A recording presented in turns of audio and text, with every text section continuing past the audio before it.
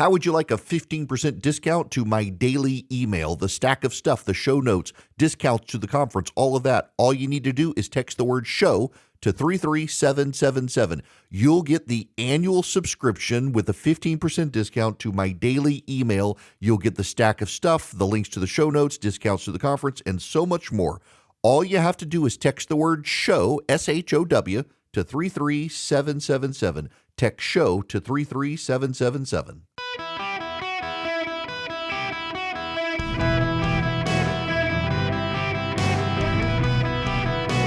Welcome to the Eric Erickson Show podcast, Hour 1. Greetings, America. Welcome. It is Eric Erickson here across the United States. The phone number, 877-973-7425. If you want to be on the program, we got to begin with some surprising economic data out. This is CNBC.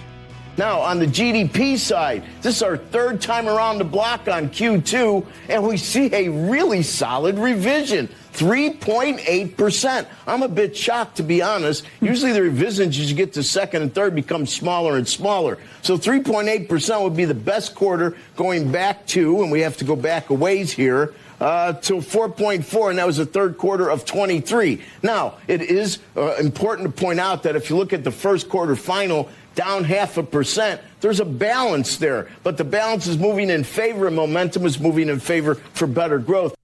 Now, what does that mean? It means that the numbers have been revised by the Bureau of Labor Statistics to revise up the economic track. However, the first quarter GDP was revised to negative growth now in its final revision. So it balances out, as Rick Santelli says, but yeah, headed in the right direction. The economy. Stephen Mirren is the latest member of the Fed. He's the guy Donald Trump allegedly wants to replace Jerome Powell. This is him talking about growth moving forward. You've had a more bullish outlook on the macro story than some of your colleagues. How would you assess the economy today, Stephen? And what kind of a growth number are you expecting for 2025? Sure. So, so I'm actually probably a little bit more sanguine on economic growth than many of my FOMC colleagues. And it's funny that I actually even have, lower rate expectations in spite of that. And lower rate, prescriptions in spite of that. And the reason is that the reasons why I'm optimistic on the economy expand the supply side of the economy. That means they push out potential output and actual output at the same time.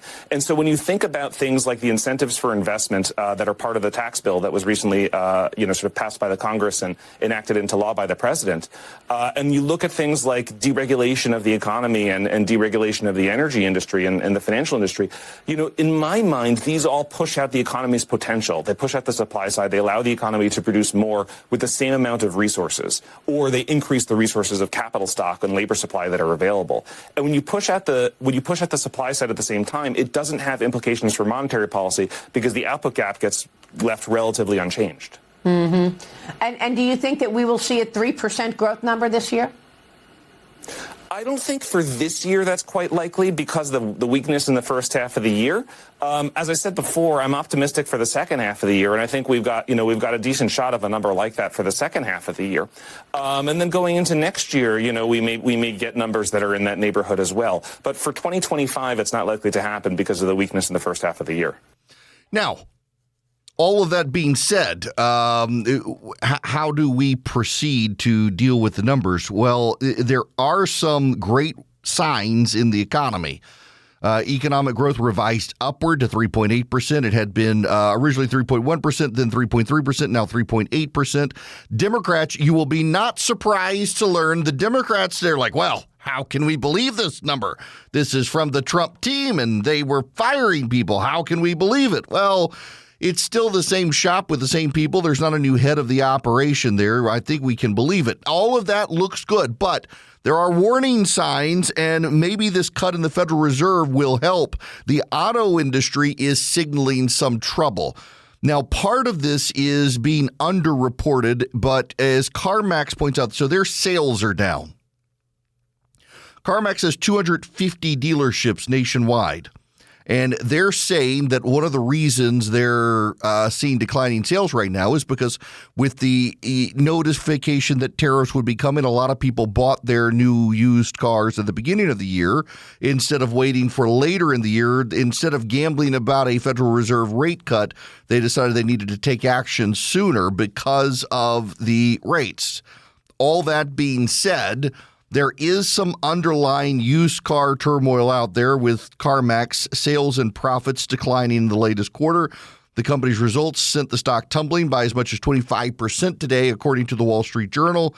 Ford is offering lower interest rates to buyers with the weakest acceptable credit histories, trying to unload unsold F-150s. Honda is scrapping an electric Acura SUV after one model. Other brands are offering discounted EVs as the federal credit goes away.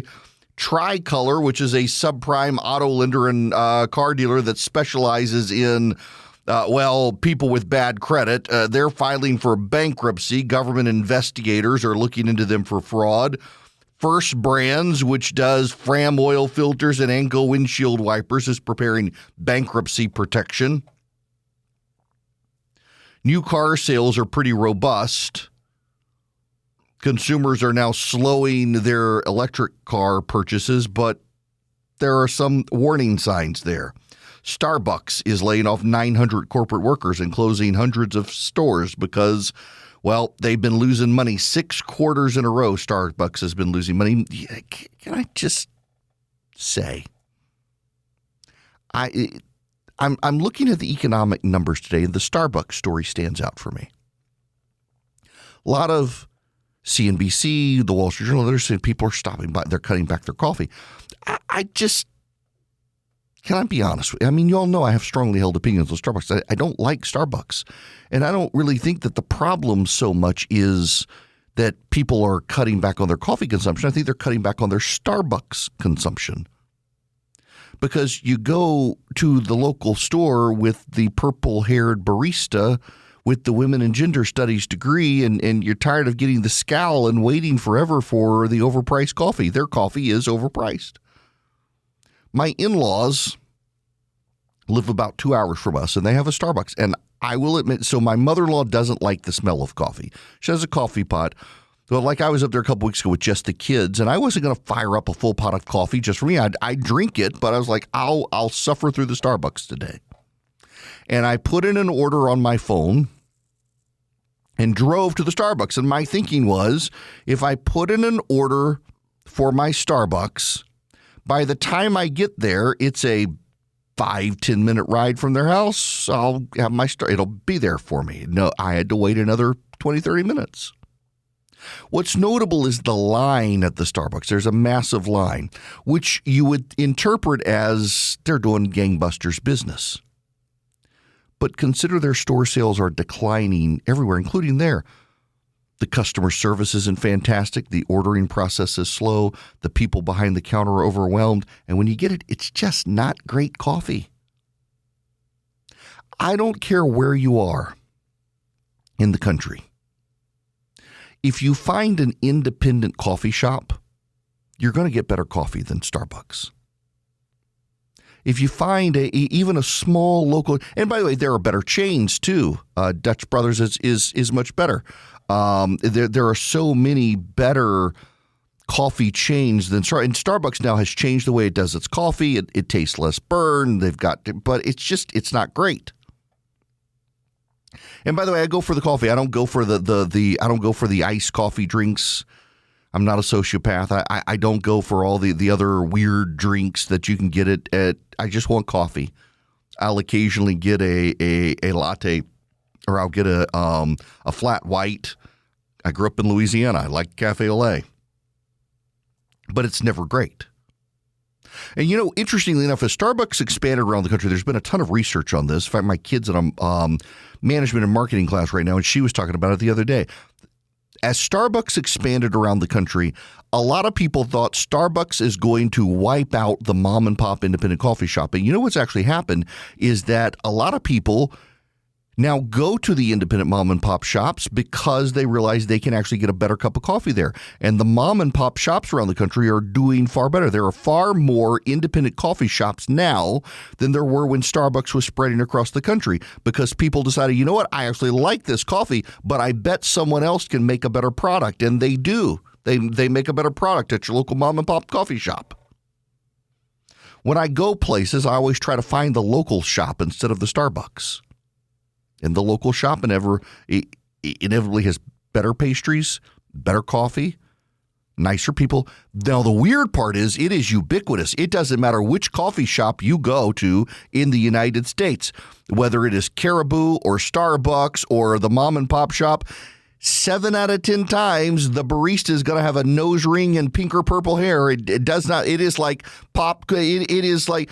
Is there a uniform training process to get hired in a coffee shop in America that, well, you've got to have one side of your head shaved, the other side long, the top of it needs to be a non-natural color, and you must have enough piercings in your face to set off the metal detector at the airport? And they literally pass the baristas back and forth through the metal detector. It's not beeping yet. One more pierce. It's not beeping yet. One more pierce.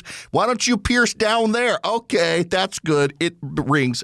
I don't understand why that coffee culture exists in that way for the baristas. They get their feminist women and gender studies degree, and then it's like you either go to HR or you go to Starbucks. Are you angry enough? Let me tell you a joke. Oh, you laughed. You got to go to Starbucks. Oh, you scowled at the funny joke. You're going to HR. I don't understand it. And nonetheless, I would be a little hesitant to tie the Starbucks sales declines to the overall problems in the economy. Now, the other problem in the economy, and this is one I mentioned the other day, if you're a Republican, you do have to start wondering about this issue.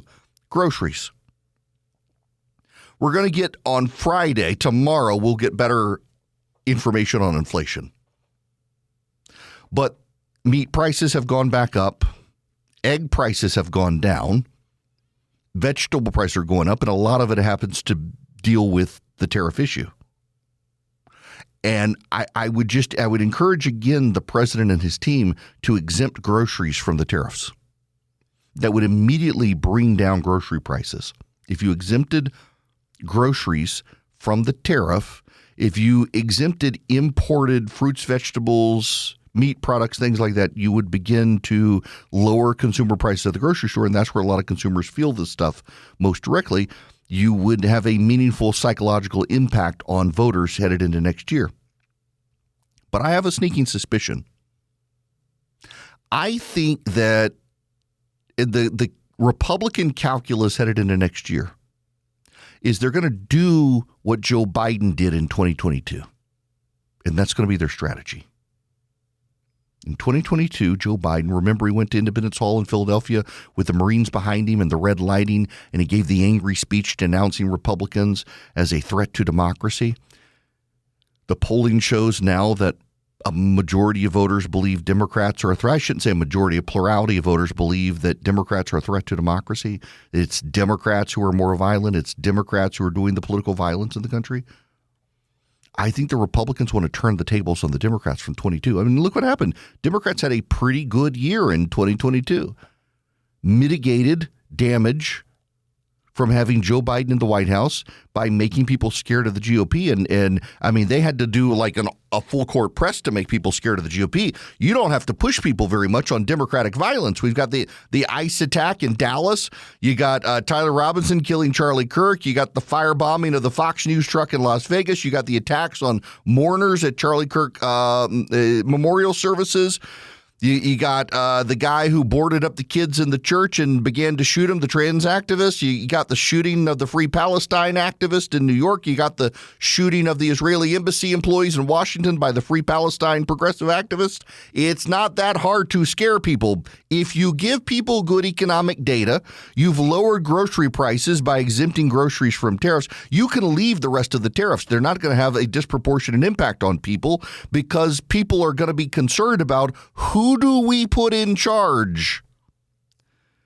And most Americans are not going to want to put in charge the people who are out there gunning down other Americans, which means they'll stick with the GOP. Plus, you keep doing the full court press on redistricting, you grow the number of available Republican seats. Republicans keep power.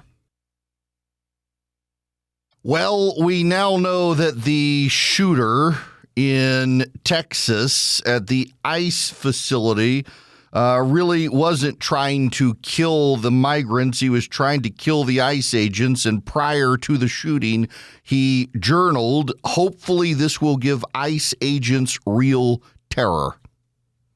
You know what this means, don't you? CNN is going to move on from the story now. Over the last 24 hours, CNN has spent extraordinary amounts of energy insisting we do not know the motivation of the shooter in Texas. It was Kayam or whatever her name is. She's a Harvard professor and a national security analyst at CNN. It seems her entire job is to go on social media after a progressive attacks someone and insist we don't know that the person's a progressive until the moment you know the person is a progressive, at which point the whole conversation is required to shift. Again, I was at CNN during the Gabby Gifford shooting, and we spent multiple days discussing right-wing rhetoric and violence in the country and how it was all tied to the Gifford's assassination attempt. And then when it turned out Jared Loughner was actually a crazy person with no political thought, boy, they dropped that story quick. They did the same thing. Friends of mine, I was not there when James Hodgkinson attempted the mass assassination of Republicans in Congress. Have a number of friends who were, and they all tell the same story. The moment it came out he was a progressive, CNN changed the subject. They will change the subject now.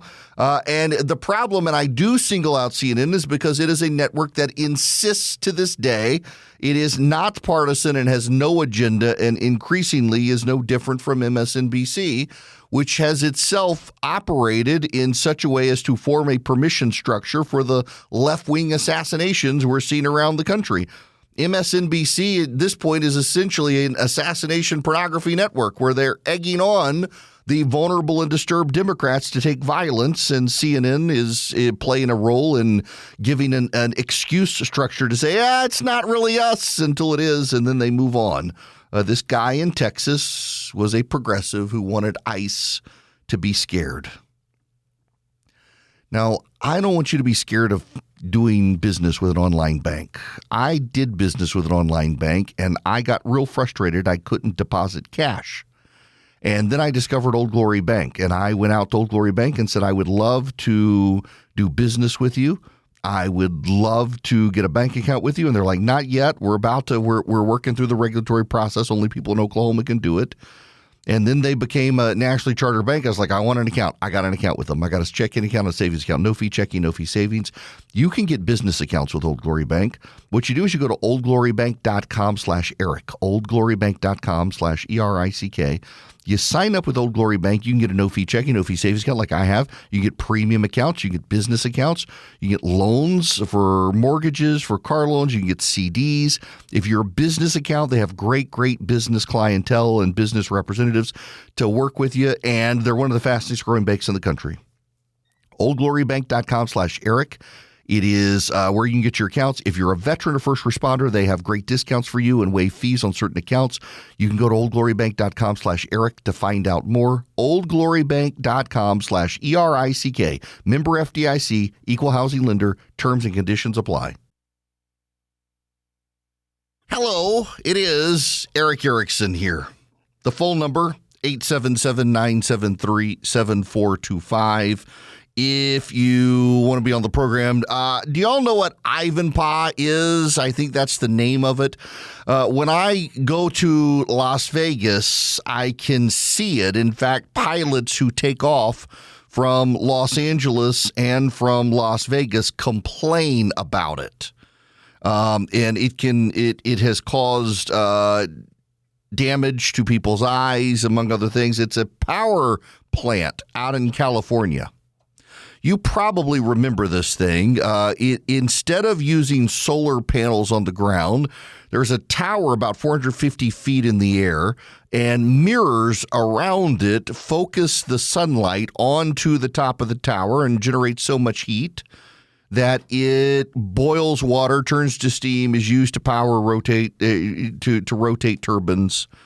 And, well, I want to play this video for you. Kevin Dalton has put this up. They're shutting this project down years early. Just listen to this. Why did the government fund a 5-square-mile laser death ray that kills 6,000 birds a year? That is Ivanpah, a solar farm in the Mojave Desert. And the bird apocalypse isn't even the biggest part of this boondoggle. So 15 years ago, Google, NRG Energy, and BrightSource Energy got together for this idea. They would sell solar power to PG&E and California Edison until 2039. But they needed funding. So Bechtel, who's a big government contractor, helped them get a $1.6 billion loan from the Department of Energy. See all those mirrors? Yeah, there's 350,000 of them, and each one is the size of a garage door. They reflect sunlight onto boilers 450 feet high as part of the solar thermal process. The project promised to create 1,000 construction jobs and power 140,000 homes. And that didn't happen. In theory, everyone would benefit, from workers and local communities to politicians pushing green energy. Now, the facility opened in 2014, and it didn't take long to realize that mirrors attract bugs and birds eat bugs, and mirrors themselves get really hot. The reflected rays at Ivanpah literally singed birds to death mid-air,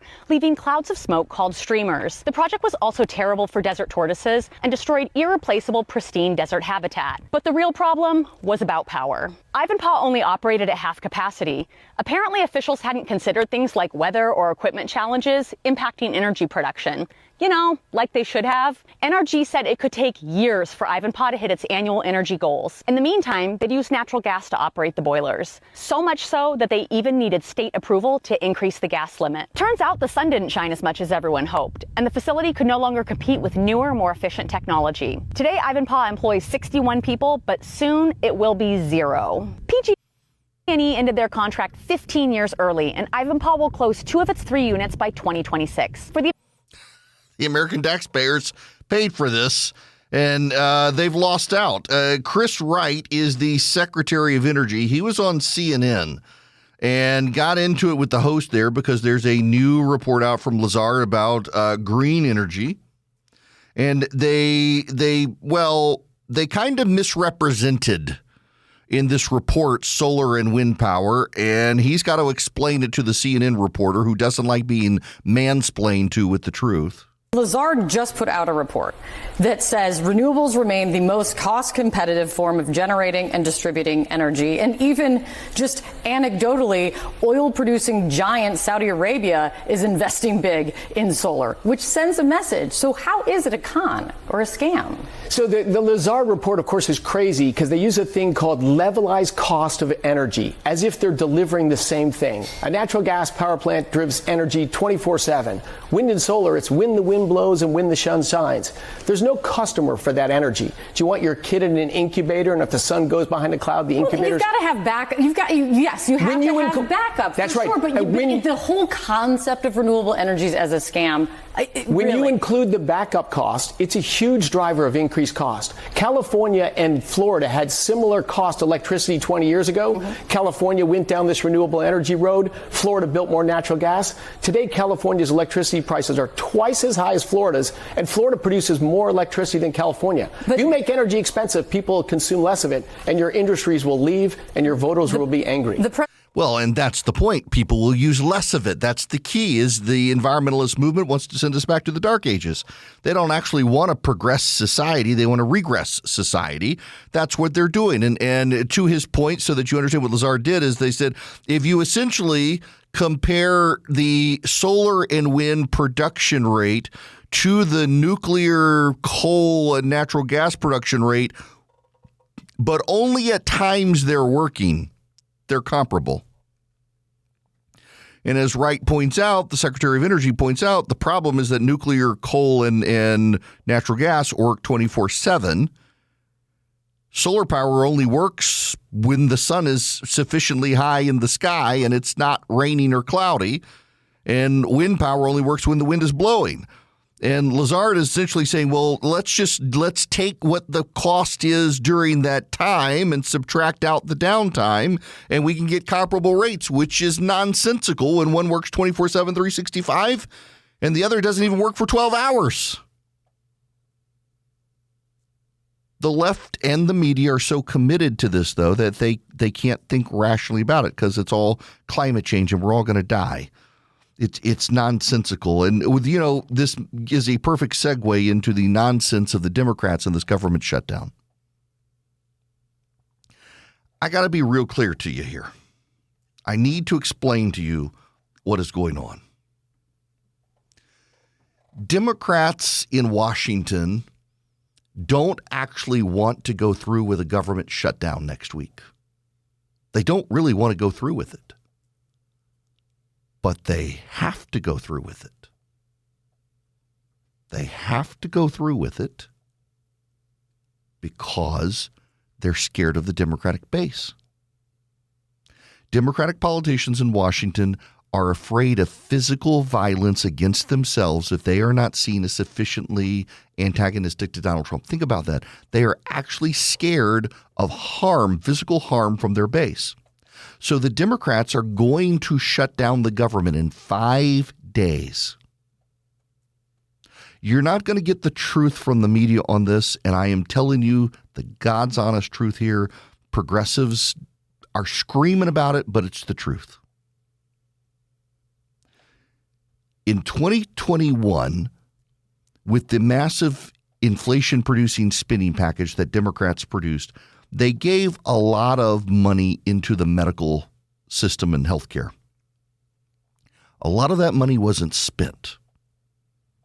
And they voted to pull that money back. Now the Democrat argument is that instead of pulling the money back, they need to put more in to the system. And they're trying to accuse Republicans of defunding health care in the country. Remember, it's the Democrats who voted to stop spending the money. But now that the Republicans are in charge, the Democrats say, it's the Republicans. They want to stop spending this money on health care. Democrats already voted to stop spending the money. Now they actually want to spend the money and claim that the Republicans are the ones stopping it, but they're the ones who already voted for it. The Republicans want a clean continuing resolution, meaning we're going to continue to fund the government as it's funded, no new spending. And the Democrats insist on adding this new spending. Why this new spending? Because it was old spending that the Democrats got rid of, and now they want to put it back in the budget. And that's their hill to die on. The Democrats want to shut down the government. They want to make it over health care funding, by the way, not tariffs, which a lot of Democratic strategists are thinking, why aren't y'all fighting over tariffs instead? But they don't want to. They want to make it about health care. And they're willing to shut down the government. Yesterday on this program, I told you, if the Democrats shut down the government, they will be empowering a man named Russell T. Vogt, the Director of Office of Management and Budget, a man I know very well. A man who hates the size and scope of the federal government and who knows the federal budget like the back of his hand. He used to read it for fun. Back when we were kids, Russ was the nerd who would read the federal budget. Well, the Office of Management and Budget is instructing federal agencies to prepare reduction in force plans for mass firings during a possible government shutdown, targeting employees who work for programs that are not legally required to continue. See, with Doge, what did Doge do? Doge did reductions in force by layoffs. We're laying you off, and now a lot of the people Doge laid off, they're coming back to work. They're getting brought back into work. They laid off critical staff and critical functions at the National Weather Service, the NOAA, things like that, and NASA, and now they're like, actually, we do need you guys, come back to work. Russ is doing it differently than Elon Musk because he can with a government shutdown. What Russ Vogt is doing is saying the fiscal year ends September 30th. There are discretionary programs within the federal government, and those discretionary programs must be funded annually. They don't generate outside revenue to perpetuate themselves. For example, the FAA and the TSA, they are funded by ticket sales for airplanes. So you buy a ticket on your local Spirit, Frontier, Delta, America, United, whatever. One of the fees you pay goes to pay the salaries of the FAA employees and the TSA employees. When the government shuts down, airports don't shut down because they're funded through this fee that is a completely different process for funding than normal annual appropriations. However, there are discretionary agencies within the federal government where if the government doesn't fund it annually, there's no money to fund the person. And instead of laying the person off, Russ Vought is going to tell the departments, fire the person. Now, the Democratic spin on this, and you got to appreciate the Democratic spin on this. It is, well, Russ isn't going to really do it. The Democrats are going to call their bluff because, I mean, look at DOJ. They're already hiring people back. Ha, ha, ha, ha, ha, ha. You Democrats have missed the point. If Russ Vought tells the Smithsonian, which is a discretionary agency, it's got to be funded every year. If Russ Vought tells the Smithsonian, you have to fire all of your employees when the museum shut down, they got to fire the art directors. They got to fire the museum guides. They got to fire the museum directors. Not just lay them off, fire them, because they're discretionary. And at the end of September, a new budget starts and they're not funded. So fire them. We don't have the money, fire them. You'll say, but we're not going to leave the Smithsonian unmanned. I mean, when the government starts up again, we're going to reopen it. Yes, you're right. But by firings instead of layoffs, they can now hire new people. They're not bound to bring back the old people. See, with DOJ, they laid them off. And if you needed new people, you had to fill the old people because they were laid off. But if you fire them, you don't have to rehire the same people. You can hire new people. You can hire MAGA people. You can kill the deep state by pushing all of these people out from agencies that are discretionary. Social Security continues, Medicaid continues, Medicare continues, Veterans Benefits continues, military operations continue, law enforcement continues, ICE continues, Customs and Border Patrol continues, TSA continues, air traffic control continues. But what about the Smithsonian, where we got a bunch of woke museum directors? No. What about the grant writing and grant approval operations within various departments like the Department of Education? That's discretionary funding. You can fire all the people approving the grants for DEI within the Department of Education instead of just laying them off. There are lots of ways for Russ to do the things Russ Vought has spent a lifetime plotting how to do. See, this is the problem for the Democrats is it would have been so much better for the Democrats if Donald Trump had won re-election in 2020 because he'd be gone by now. He'd have been term limited. He would have been out the door. Instead, you gave Russ Vought 4 years to wander in the wilderness and think about what he would do to the government if he got back in. And Russ Vought is now back in. And he figured out if you lay off under federal work rules, if you lay someone off and you want to rehire, you got to go back to the pool of people laid off. But if you fire, you can go to new people when you got to rehire. And if the government shuts down, these various entities become unfunded. And if there's unfunded entities, there's no one there to be paid a paycheck. You can fire them because there's no money and you get around all the work rules and everything else. It's not a layoff. It's a permanent firing. And then when you decide it's time, well, we got to fill these positions. They're funded now. You don't have to go back to those people. You don't have to have those people reapply for their jobs. You can go find your people and insert your people at various entities in the government that have gone rogue and woke. The Democrats are walking into a trap, and they have to walk into it. You got to understand that the Democrats have to walk into this trap because their base has demanded they fight Donald Trump, and that includes on health care and the budget. This is a fight the Democrats can't win, but they got to fight it or risk bullets coming in their direction from their own base. That's how violent and angry the Democratic base is getting with even Democratic politicians. They made their bed. They're going to have to sleep in this. Well, there's some big news, particularly for those of you out in Oklahoma. You know, there have been a lot of news out of Oklahoma the last couple of days that I've covered on the show, the OSU coach and other things. But all of you nationally, you know, Ryan Walters has come to the gathering in Atlanta. Good guy. He's announced that he is stepping down as state superintendent in Oklahoma. He'll resign from the office, take a job in the private sector. He made the announcement that he will be joining Teacher Freedom Alliance. The Oklahoma State Board of Education will hold its September meeting on Thursday. The agenda for the meeting says Walters will have remarks at the beginning of the session, but there's no other mention of a possible resignation announcement.